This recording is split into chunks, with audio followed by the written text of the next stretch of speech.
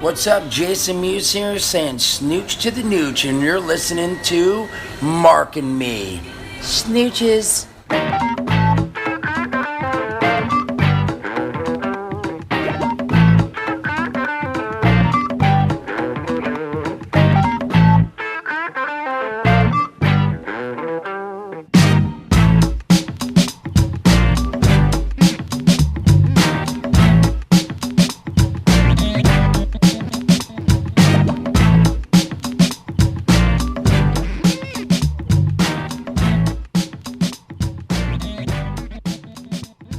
Hello and welcome to episode 7 of the Mark and Me podcast.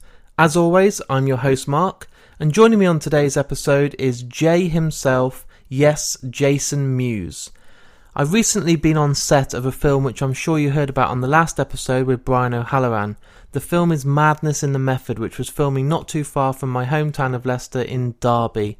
So when I got the opportunity to go on set and see this film being filmed, I thought, do you know what? If I can get some time with Jason himself, it would be an absolute pleasure because, like many Kevin Smith fans out there, I've been a huge fan of the characters Jay and Silent Bob ever since the first time I watched Clerks, which must be nearly 15 years ago now.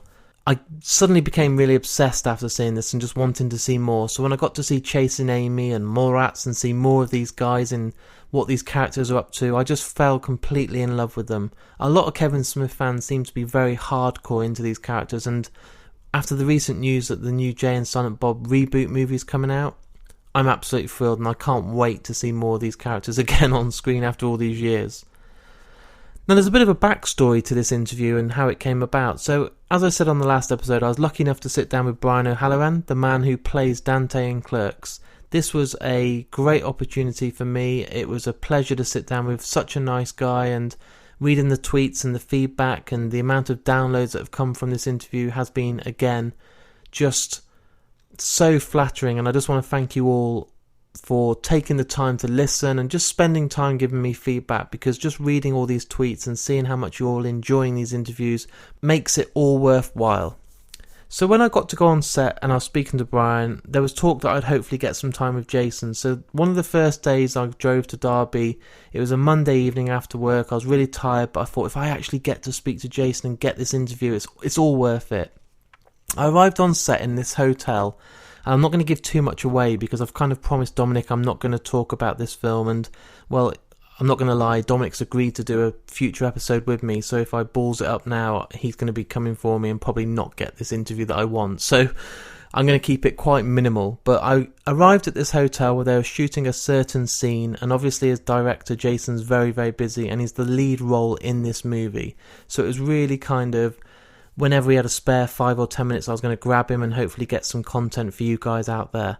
Unfortunately, due to how busy he was, and it was actually a real eye-opener just how busy he was from the moment he arrived to the moment he went, I never got an interview with Jason on that night. So I thought, damn it, the fans out there aren't going to get this, I'm not going to get this. I was gutted.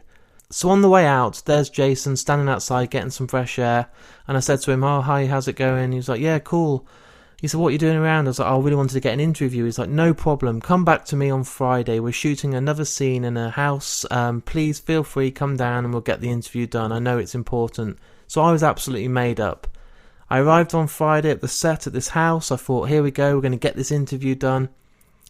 There was so much going on. This house must have had about 30 or 40 people in. It's deep into production. The filming's going on. A lot of the stars of the movie are there.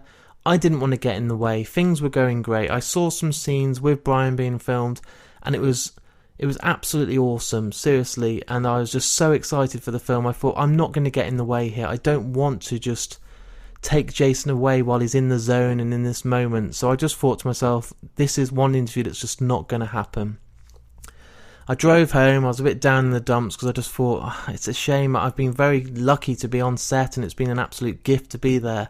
But I knew that I didn't get the interview I set out to do. And after speaking to Kevin Smith and then speaking to Brian, I thought Jason would be just perfect to kind of carry on this tradition with the View Askew universe.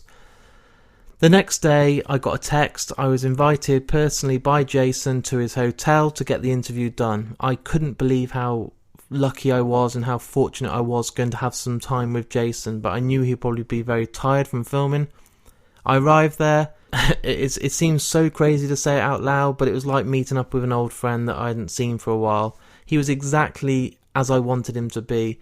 So giving with his time. We went down to Starbucks, we sat there, we got some of the interview done.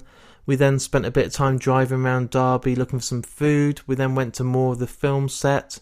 I literally spent the whole day with him. As you can hear on the interview, there's various different bits coming up where we're on different locations, so you'll hear a bit of different ambience, but that's just because it's throughout the day. I think I've spoken enough, and what I want to do now is share this interview with you. So here it is, Jason Mewes himself, an exclusive interview for Mark and me. Do you want another coffee, or do you want some of my... I'm not that thirsty. Do you want some of this? No, I can only... I stopped drinking coffee, because... Oh, good, we're going. I was say we should get all this. It's good stuff now. But I used to drink, and I still do, but I feel like now I get espressos, usually in the morning, and then later in the afternoon, sometimes in the evening, not every time, unless I'm working, like when we've been shooting and stuff. Of course, I've been having way more. Point is, I used to drink coffee, but I only like coffee with lots of sugar in it, like the white packets. I was literally putting, like this, if I had a coffee like that, I had to put like 15 packets of sugar. I just put 4 in and felt bad. Yeah, and so I would put like 15 in, and then I was having minimum 2, up to 4 a day. So then I realized one day, I'm like, wait a sec, if I took all the empty wrap, I'm literally having at least 30, 40 packets of sugar, at least one Red Bull of sugar, full of sugar, and then a Coke or 2. And I was like, and the wife's like, you're going to get diabetes. My brother has it, so I won't say it runs in the family, but it's possible. So anyway, it did scare me. So anyway, I stopped drinking normal coffee and started drinking espresso because I don't need sugar in that. I just drink it real fast and, it's gone. So, like a shot. Yes, shots down and quick. Just like booze for me, though. Even though I was an alcoholic, I couldn't sit and drink, scotch on the rocks and stuff. I feel like I was more of I need to shoot it down and get it done. Even though I know that people love like drinking scotch on the rocks and sipping on it, but So that's the kind of guy I am, bro. I want it all at once, instant gratification. So. So let's start the interview now, and whenever you want to stop, we can. I thought that was the beginning, bro. That's it. That's the hype for them. That's the opening. Coffee, shots, Starbucks, and instant gratification. A story with Jason Mewes. I love it. Coffee with Jason. That's what we'll call the episode. Yeah, fuck yeah. So Jason, we're here now in Derby. We're drinking Starbucks coffee. It's pretty much the wrap of the film, but I want to take it back to the start. You started out as an actor on the film Clerks with your best friend Kevin Smith. How did that all come about? Was it meant to happen? Were you auditioning for a certain part? Yeah, no auditioning. Actually, Kevin and I were friends. We grew up in the same town, a block from each other. Didn't hang out for years because he was not much, but he was 4 years older than me. Long story short, we did go to the same high school, but we didn't hang out. I knew who he was, and he sort of knew who I am. The school was small enough, you knew people's names. Like, oh, there's that J kid, there's that Tommy Wells, there's that... But you didn't know everybody personally. But when he graduated, he started working at a community center in our town. And that's where everyone would go after school, and there was pool and foosball and all that stuff. And him and actually the guys from Comic Book Men, Walter Flanagan and Brian Johnson, the 3 of them worked there, and the 3 of them were friends. And they used to sit in the corner of the community center and read comic books and talk about comic books. And Walter used to draw. He's a really good artist. And that was appealing to me. And I used to come over and be like, what are you guys reading, man? What comics are you doing? So I started sort of somewhat talking to them then. How we started hanging, really is they were going to a big, not a big, but it was big then, a comic book show in New York. And Brian, I knew him best because he actually was friends with my brother, my older brother. He was driving, and I asked if I could go. And even though Walter and Kevin didn't want me going, Brian's like, well, I'm driving, so who cares? So anyway, I got to know them a little bit there. And then Kevin worked at the Clerks, where a Clerks was shot. And every Sunday, there's a Sunday newspaper. And it's like 8 pieces of paper that all have to be put into one big paper. And you have to do it at like 5:30 in the morning, and it takes time. and no one, like Walter, Brian, none of those guys, no one wanted to get up with them, with Kevin at 5 a.m. and help him with these papers, except me. For some reason, I was like, yeah, I'll come hang out at 5:30 in the morning on a Sunday and help you with the newspaper.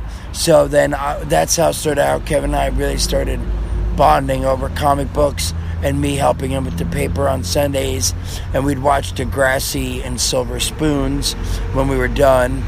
And then he said, hey, man, I want to write. I want to be a director and a writer. And he's like, I wrote a movie, Clerks. And I was like, yeah, cool, whatever, bro, because it was different then. I don't know. And our town and people talking about making movies, and even now, I mean, it seems more real now because there's so much technology and phones and, cameras you can buy that are fit in your hand. You can literally shoot a movie with.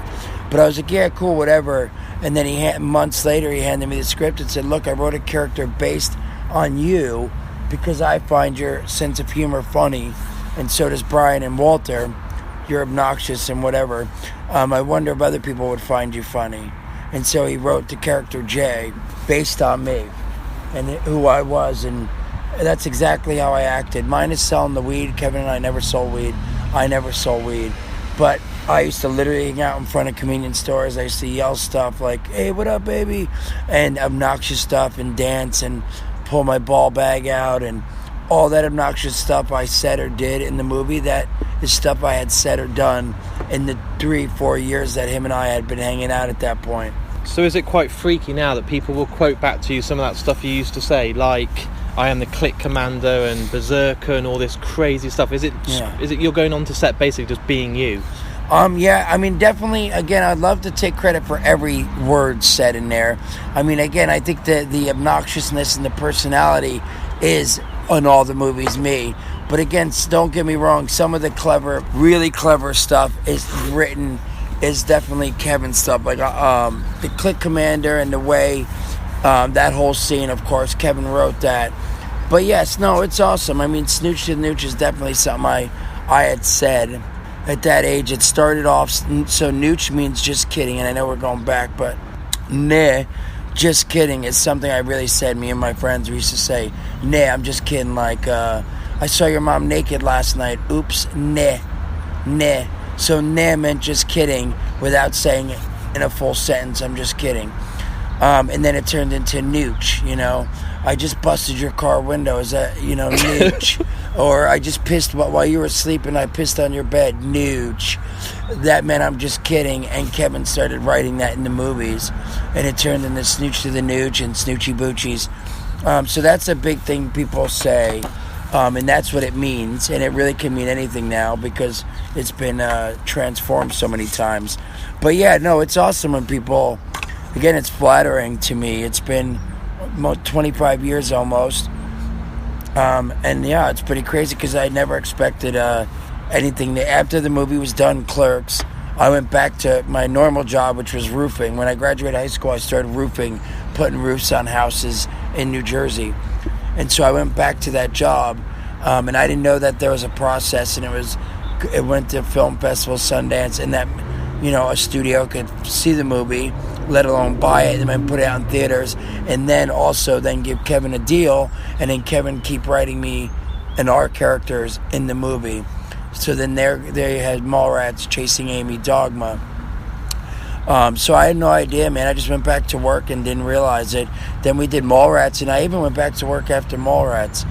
Not as steady in the roofing, but I did a little delivering of pizza. I worked some construction. Because again, it's funny, people think like after Clerks and Mallrats even, and Chasing Amy, they're like, people see did even one studio movie, they're like, oh my God, how many houses do you have? How many cars? And it's like, dude, I got paid $2,000 for the first movie. After taxes, $6,000 for the second movie. After taxes, $6,000 for the third movie. Yeah. $12,000 in 5 years isn't going to make me buy 4 houses, I'll tell you. So it's just funny, people don't realize. But anyway, my point is, I just didn't expect it to go there. And it was after, like, Dogma that I really was like, Mallrats really is when I started thinking, wow, maybe this is something I can do. And Dogma is when I stopped actually working normal jobs and thinking, like, wow, I really want to put my foot forward and try to do other things like act, produce, start really trying to do entertainment, if you will. Amazing. So the big one that kind of got everyone's attention was Jay and Silent Bob Strike Back. You got to work with Carrie Fisher, which must have been incredible. How was that whole experience? Because that's the film that you're the main lead role. You're the front of the poster. Everyone's quoting every line from you. That must have been the big step where you like, shit, this is real. Yeah, no, it was really amazing. Again, we went out to, I remember too, because I still had lived at Jersey at that point. So one of the really awesome things is I went out to LA and I got to spend like 6 months there and we were on a studio lot, and that was awesome because we literally had like, I was staying at work. We had this house, and I had this big guest house in the back, and that was surreal. And then we'd go to the studio, and we all had our own golf carts, and we'd ride around the studio like you see in movies, like seriously, like behind this, when they shoot old movies, you see like the producers and the people riding around in golf carts on the Warner Brothers lot or whatever, and you get to see props, people walking by with props, and the gag is someone's running down the alleyway and they run into a wall because it's painted. Like, I'm not saying that happened to me, but I'm just saying it was cool because I got to drive around and get to really see all that action on the lot every day. So yeah, that part was amazing. And then shooting and getting to work with Will Ferrell and James Vanderbeek, and we had all these different, we had stunt guys, and the orangutan was on set a bunch, so it was crazy. But then getting the sword bite / bong saber lightsaber with Mark Hamill was quite amazing and surreal. And then to sit in the car with Carrie Fisher and say silly things to her.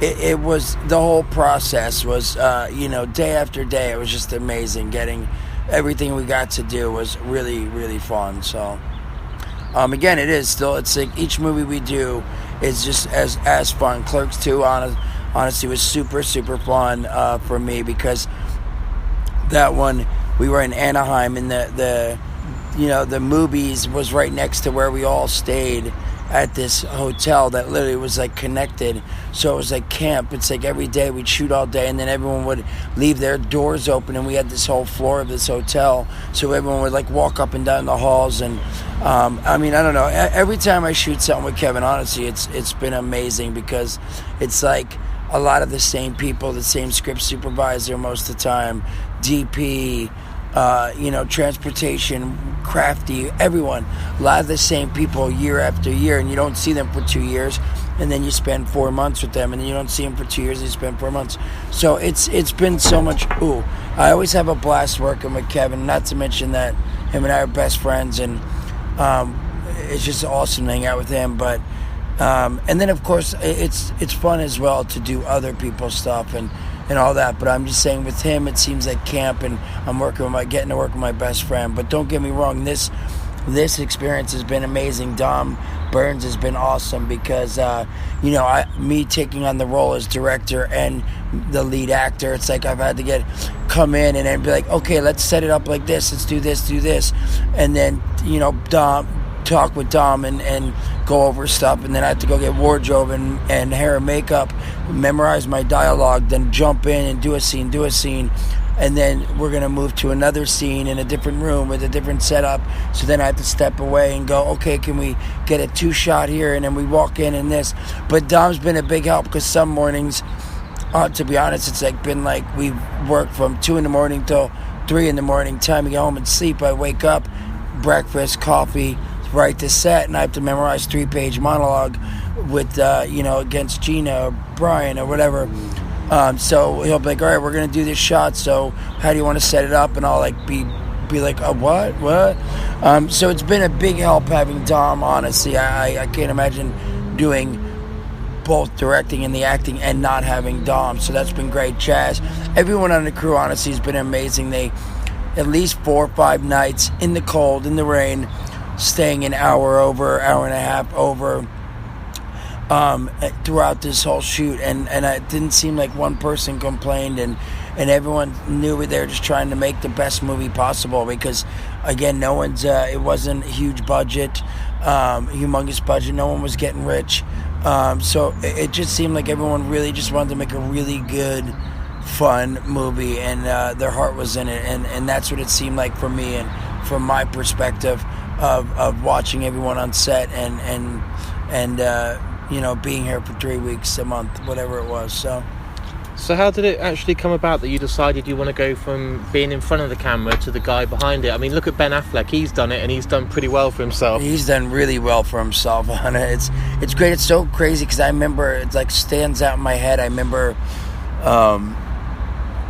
we did our movies with Ben, and Ben and I don't want to say we were friends at a point for sure. And then I remember I forget what movie he did, but I remember being in the airport and seeing a bunch of literally every magazine was his face on it, and people then putting like arrows to his cheeks saying like he's gotten fat, he's in this, he's that, and really for a while they were just really putting him down because he acted in some movie, and I just don't remember what it was. But point is that then I remember I feel like he disappeared for like a year, and then he did Gone Baby Gone, and then he did the next one, which I forget what the next one was, but yeah, like he really.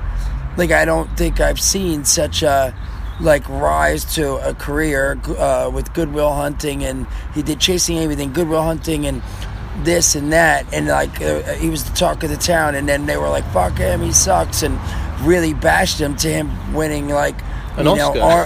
Argo, and yeah. Directing The Town, and everyone talking about him, and then he's fucking Batman. It's like, his career has been crazy to me, so...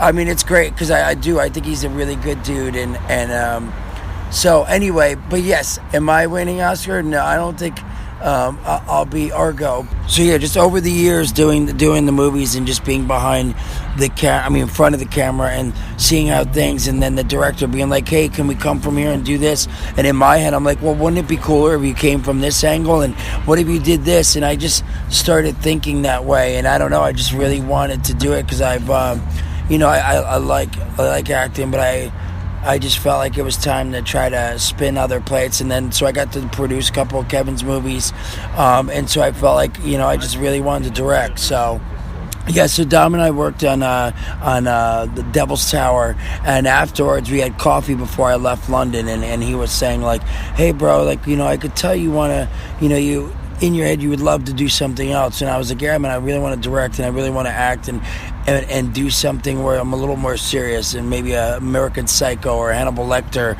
And him and I started joking around, but not joking around, ideas and stuff.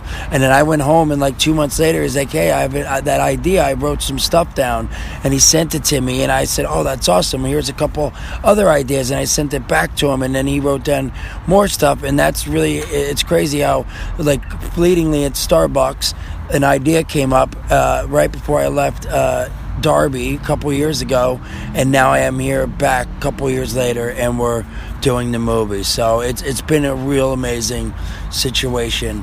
When did it actually come reality that you said, right, let's do it, let's make Madness in the Method, let's put pen to paper and do it? You were saying you left Derby, was it 2 years ago? Yeah, with the idea. I could my time and dates and stuff are definitely off, so I don't want to definitely. No.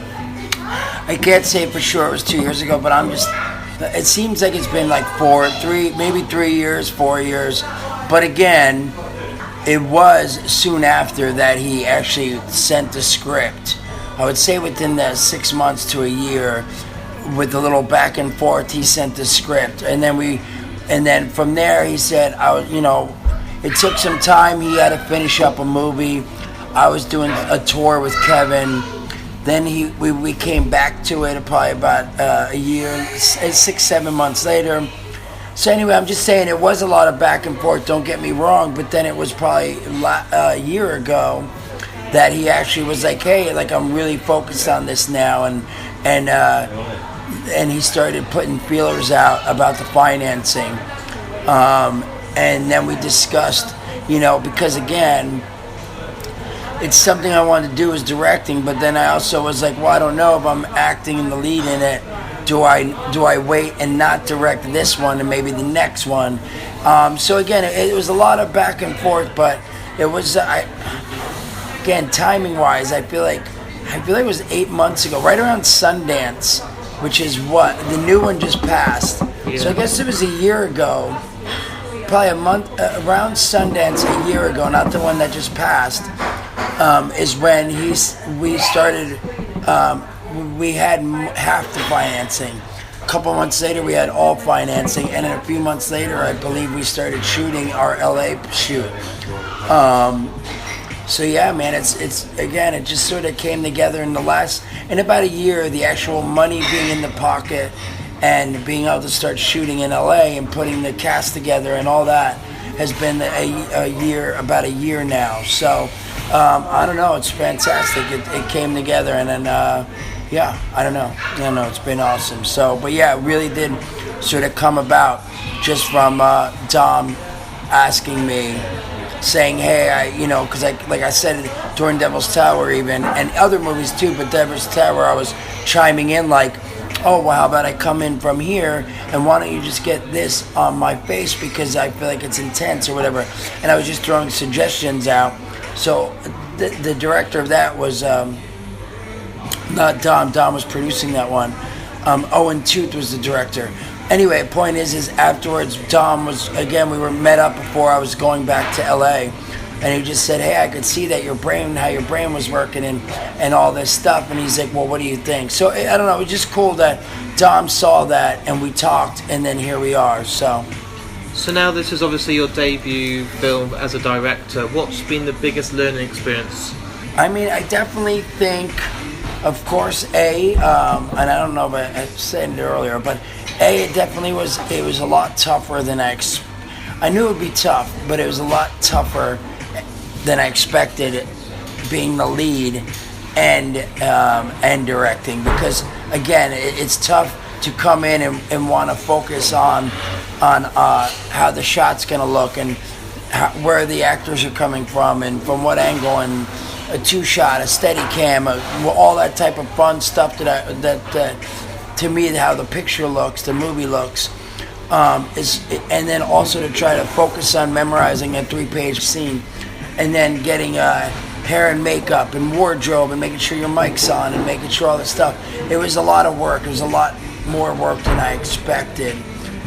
So I definitely feel like I wouldn't want to do that again. I'm not saying I wouldn't want to act in a movie that I directed, but I definitely would not want to be the lead. I would want to be a way smaller character. So there's that, but there's also, because again, I feel like I have, knowing like there's so much more too than just setting up the camera. It's like setting up, there's like the line, crossing the line, and all these technical jargon that you really, it's luckily again the team's there to help you with that and stuff. But like if the camera's looking at you, over a shoulder of whoever you're talking to, and then you turn around, it's like the camera has to be on the left shoulder or the right shoulder, and all that stuff. And again, luckily the DP and the script supervisor and everyone, there's a whole team to help you with that stuff. I'm just saying, I realized I've seen that before as I was acting in other movies, but it's like directing, it's like you really have, it's like you really see the work that goes into that, and I do some stunt. I don't want to say stunts, but there's some punches and some action and sticks and cuts on the face and all this stuff that goes on in the process of that, and trying to figure it out how I want to see it and how visually I want it to come together. It's fun. Again, I love it, but it's a lot. It's a lot of work. So I've learned a lot, I feel like, from this, as much as I haven't learned. To really understand it all, I feel like it would take time. If you're throwing in shooting a gun, whether it be a gunshot, and how you want it to come out of the muzzle, and do you want to see the bullet flying through the air and hitting the person, or do you want, there's a lot of intricate little bits and bobs that go along with it. I feel like in that, it's like while you're there, I'm like, oh, well, it'd be cool if you could see the bullet come out of there, but can you do that? Visually, can we do that? And should we do that? Is it going to make the best sense in the movie if this is in slow-mo? Is the bullet coming out of the barrel and you could see it move, or do we just do it quick where the bullet comes out the front and then the person gets hit and they react to it? You know what I'm saying? Definitely. You don't realise how much goes into it. You just take it for granted. Yeah, because again, when you're there thinking about it, you're like, all right, we can either on screen when people are watching, they can see the gunfire, and I'm just using this gunfire as an example, but we can either see the gunfire, little smoke, a noise, and then see the person react to their shoulder getting shot, or you could, if you wanted to get real crazy, like watch the bullet fly through the air. And so it's like all those things while you're watching, while you're thinking about it, you're like, oh, that'd be cool, can we do that? And so again, all that stuff, as I was doing it, I really saw it's awesome, but again, a lot of work. So and again, but it really, I guess, is visually what you see it for yourself. So do you kind of have a whole new level of respect now for your best friend Kevin, knowing that how much has gone into it? Did you kind of think everyone? I think every director, because again, it is again, and you see why people are known for what they want in their style, directors and stuff. Totally. Again, because again, it's like, it's tough when you're there. Well, there's been a few scenes where I'm like, I want to jib, I want to come up high, and I want it to swoop around. But it's like, even though you see that and you want it to look that way, it's like, all right, well, we can't do that because you're going to see this and that. And so again, there's like, I didn't realize, it's even that. It's like where you're shooting, if you're going to see a bunch of people standing in the background, you can't do that, so you have to adjust to that. So it might be the shot you want, but not exactly. And again, it is a big process, and it's great. I'm just saying, I realized it more and more as the weeks went on, and we tried to do shots, and it's great because, again, I do feel like, that's why I do feel like it's definitely a big team effort, because if you want a friggin' camera shot that swoops in from 20 feet high into the whatever, it swoops in into the car, and the car's doing donuts, it's like, you need the stunt guy to time the donuts, you need the camera guy to be able to time it so it looks right. So I'm just saying, there's so much that goes into it, and awesomeness. So I don't think enough people appreciate that, do they, when they're watching a film? But literally, the practicality of those shots is not just one camera swooping down. No, totally. I was talking to Brian last night, and your life story has had times of being high, times of being very low, and the way that it's kind of a fairy tale. You've been rock bottom. I don't want to go into the details, but you've been an addict on drugs, you've been an alcoholic. Most people, it's a downward spiral.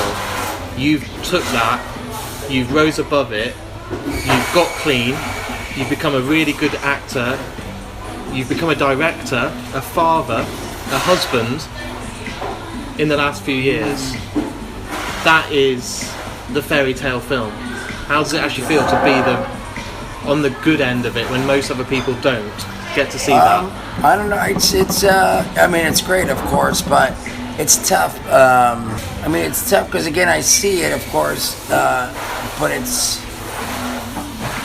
I don't know. I guess it feels good is the question. I guess of course, it feels good, especially like, just before we started, I got to talk to the wife and the kids out here, and that's to me amazing because it's always something I wanted. Like, me and the wife been together 10 years, and I've wanted a child for like 5, and so that's just been a blessing that I have a little girl, and then of course, it's just been.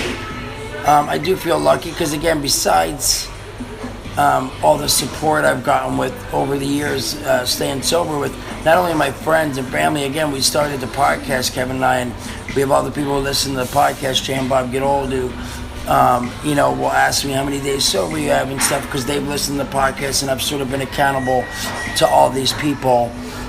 So the podcast has been a big help, and I don't know. So again, it seemed like for years it was mainly my focus was trying to provide and for me and the wife and stay sober, and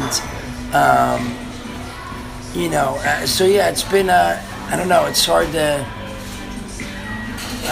to say, because again, I want to say it's awesome, but it's like I almost feel like I try not to. I do think about it because I have to think about it all the time, but it's hard to say from my perspective. It would be easy to talk about it as if it was the third person. If someone else I was talking about, I feel like it'd be easier. But again, I do realize it. Don't get me wrong. It's not like I don't.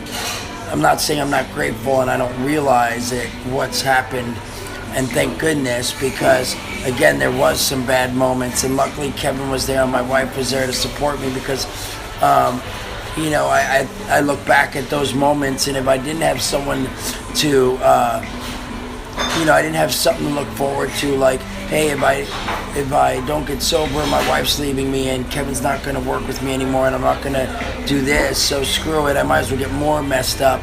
I had something to look forward to, which I don't think always people do have, and it makes it harder for them to. And then after I got that much grounded, then we started the podcast, which not only did I have my wife and Kevin and friends and family, I had 200,000, 300,000 people, whatever it is. I don't know at this point how many people listen to our podcast, but those people I was accountable to and sort of watching my back. So that's been amazing. So yeah, it's been awesome. And I do feel blessed that I'm here now in London, getting to, do something I love, and then even the family's out here with me. So, it's been great. So, last question for you. So moving forward, it's no secret Kevin has done the script for Clerks 3.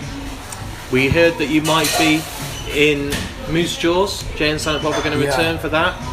The future's looking pretty good for you. Well, hopefully. I mean, honestly, Clerks seems to be had been put, and not because of me or Kevin or anything, but I believe, and again, I don't know the details, but one of the players in the movie, it was busy, and he said he wasn't going to be available for a couple of years. So that has sort of been able to put on the back burner for now. It's not dead in the water. Not to say it won't ever happen. But right now, it seems like the main focus is a couple more tour dates with Jay and Bob Get Old. And then, Moose Jaws is something Kevin was interested in finishing writing and getting Jay and Bob would be put in there, shooting that. But he also, at the same time, I know he got a little distracted because then he was thinking about us shooting Mallrats, the Mallrats 2 movie. But then the studio who owns the rights, which is Universal, I think they suggested a TV show. So Kevin had to rewrite it as a TV show, and that's been pitched around. So it's possible at some point we might do a Mallrats TV show. It's not, again, set in stone. Moose Jaws movie, which isn't set in stone, but one of them hopefully will come about before the end of this year. And then, like I said, a couple tour dates with Get Old. That's always, again, they've been less than they have in the past few years, but that's because we do them live. But we're sort of scheduling this now that it's almost February, or it is February, for this year. A couple comic book conventions, and I'm waiting to hear right now. I might, I'm trying to see. I think because of this movie, I've already, a few people may be interested in me directing another movie, and that's sort of a possibility. It's not set in stone, but I might have gotten some interest, like my agent, them asking my agent my availability and would I be interested in directing another movie. That's not so we'll see. Yeah, but I do feel there's a lot of maybe things this year that are set that I feel like hopefully, even if a couple of them happen, it will be a busy year. So. Fantastic. Well, I wish you all the luck. I'm sure that this film, I was lucky enough to see some of it being filmed. I've been on set a few days. There's a lot of big names. I don't want to spoil it for everyone out there, but I think this film's going to be bloody good and successful. Thank you very much. Yeah, and we'll definitely, my Twitter, my Facebook, I'm always tweeting and Facebooking and all that, and I'm going to be updating people. So does Kevin. Kevin always does. He loves to tweet and Facebook more than anybody about Mallrats TV show or Moose Jaws. And then, of course, about this movie, if we're going to be going to film festival or we're going to put it out, like whatever winds up happening, at Jay Mewes, JAYMEWES, is my Twitter, my Instagram, and my Facebook.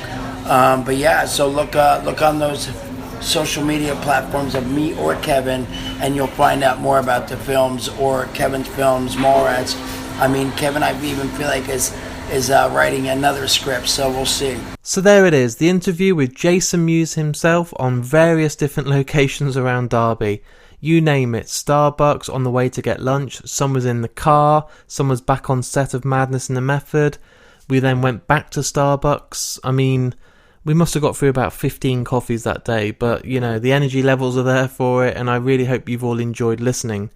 In the end, I think I must have spent about 6 or 7 hours with Jason, and it sounds weird, but it was just like hanging out with a mate. It really was. By the end of it, we were just chatting about Star Wars, and I didn't record everything, but we're talking about upcoming projects, his thoughts on most of my favourite films. We just had general chit-chat, and it never felt like I was having to do any work. It was just an absolute pleasure. So I want to thank Jason for giving me a fantastic interview, but also just being great company and just someone really cool to hang out with and making me feel so welcome on set. I mentioned on the last episode, and I've mentioned quite a lot today, Madness in the Method. I think this film's going to be absolutely fantastic. I'm really, really looking forward to getting Dominic Burns in. He's just going to be an amazing guy to talk to. Just being on set and seeing the way he works is fascinating. So to get the chance to sit down and get a full-on interview with him is something I'm really looking forward to, and that will be out hopefully in the next few weeks. I want to thank Jazz Lintott again. He helped me a lot with this. He made sure that Jay was around and made sure that I was able to get access on set for this film.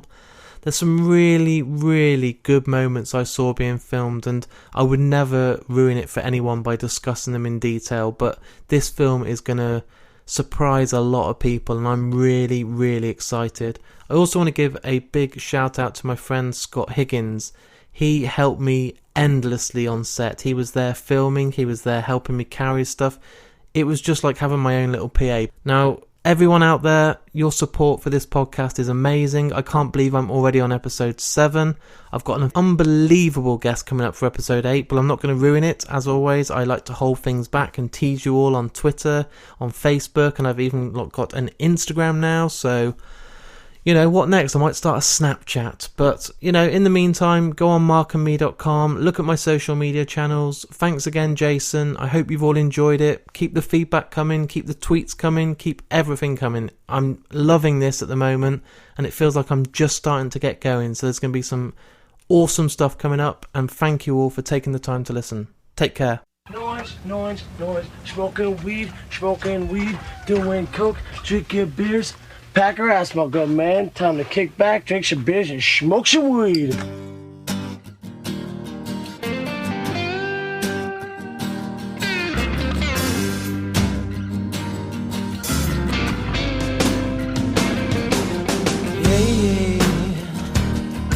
it goes away. All of this and more of nothing in my life. No one come